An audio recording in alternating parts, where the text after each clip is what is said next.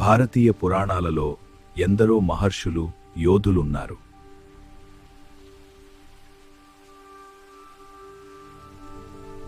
కానీ తన ప్రాణాలనే లోక కళ్యాణం కోసం తృణప్రాయంగా త్యాగం చేసిన మహనీయుడు ఒక్కరే.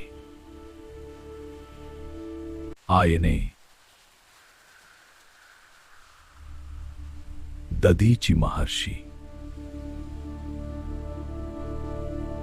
ఒకానొక సమయంలో త్వష్టా ప్రజాపతి కుమారుడైన వృత్రాసురుడు ముల్లోకాలను గడగడలాడించాడు. అతనికి ఏ లోహంతో చేసిన ఆయుధంతోనూ మరణం లేదని వరముంది.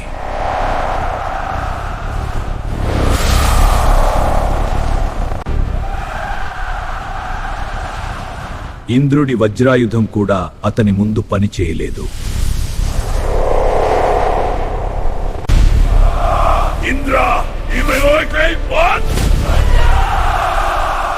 దేవతలందరూ నిస్సహాయులై బ్రహ్మదేవుడిని ఆశ్రయించారు. అథర్వణ మహర్షి పుత్రుడైన దధీచి శివభక్తుడు.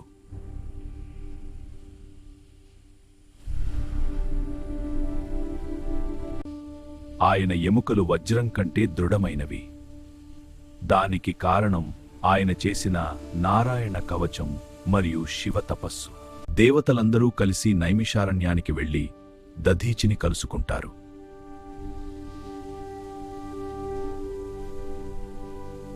దేవతల విన్నపాన్ని విన్న దధీచి ఏమాత్రం వెనుకాడలేదు.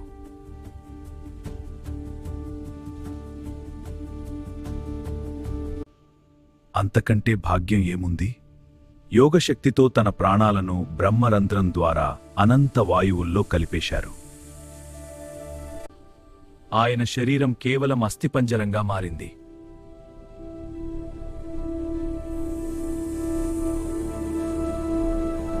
భీకరమైన యుద్ధం తర్వాత దధీచి త్యాగబలంతో తయారైన ఆ ఆయుధం వృత్రాసురుడిని సంహరించింది.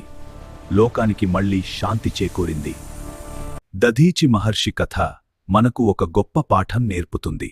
శరీరం నశ్వరమైనది,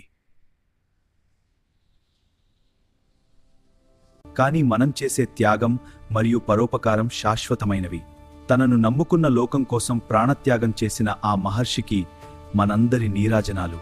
ఓం నమః శివాయ, ఓం నమః శివాయ, ఓం నమః శివాయ, ఓం నమః శివాయ, ఓం నమః శివాయ, ఓం నమః శివాయ.